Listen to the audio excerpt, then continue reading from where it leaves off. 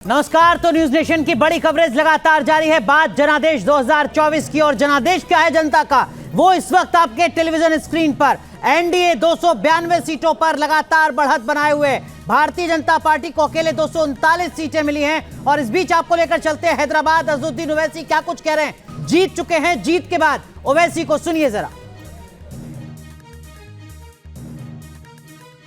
तो अजदुद्दीन ओवैसी को आप देख रहे थे। हैदराबाद सीट से एक बार फिर ओवैसी ने जीत हासिल की है। 40 साल से ओवैसी का परिवार लगातार इस सीट से जीतता आ रहा है। इस बीच हम आपको बता रहे थे कि टैली क्या कह रही है। टैली के मुताबिक एनडीए को 292 सीटें, भारतीय जनता पार्टी को अकेले 239 सीटें, यानी बीजेपी अकेले बहुमत के नंबर से कम है। लेकिन इस बीच एक बार फिर आपको लेकर चलते हैं हैदराबाद, सुनिए जरा। आप तो माहिर कहते, उन्होंने कहा कि हैदराबाद हम नहीं जीतेंगे।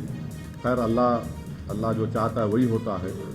तो तीसरी बात, अहम बात यह है कि अगर ऐसा मौका आता है कि देश के तीसरी मर्तबा प्रधानमंत्री वज़ीर आज़म नरेंद्र मोदी नहीं बनेंगे, अगर उसमें हमारी ज़रूरत पड़ी तो हम यकीनन उसमें साथ देंगे, क्योंकि हमने एक पब्लिकली एक स्टैंड लिया है कि हम बीजेपी को रोकेंगे। और चौथी बात यह है कि हम नरेंद्र मोदी से ये बताना चाह रहे हैं कि आप देखो ये नतीजा क्यों आया। उनको सेल्फ इंट्रोस्पेक्शन करने की ज़रूरत है। और हम उम्मीद करते हैं कि पिछले 4 साल से जो लोग जेलों में सड़ रहे हैं, उनकी फौरन रिहाई अमल में लाई जाएगी कानूनी तरीके से।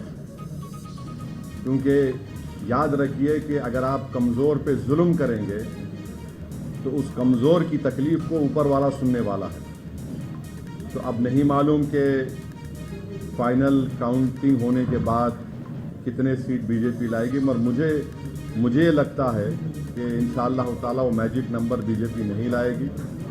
और क्या होगा, कल क्या होगा, परसों क्या होगा, तो ये हमारा इनिशियल रिएक्शन है। मैं आपके ज़रिए से रेवंत रेड्डी को मुबारकबाद देता हूँ। तो अजदुद्दीन ओवैसी ने हराया है यहां पर माधवी लता को। मुकाबला बेहद दिलचस्प था, लेकिन वो कह रहे हैं कि हमारा मकसद भाजपा को और नरेंद्र मोदी को रोकना है। लेकिन इस बीच रंजना, राहुल गांधी कुछ कह रहे हैं। जी हाँ, बड़ी खबर आपको बता दें कि चुनाव नतीजों पर राहुल गांधी ने कहा है कि देश को हमने नया विजन दिया है। बीजेपी ने आरक्षण पर हमला किया और ये जंग संस्थाओं के दुरुपयोग के खिलाफ। इन तमाम बड़ी बातों का जिक्र उन्होंने अपनी प्रेस कॉन्फ्रेंस में किया।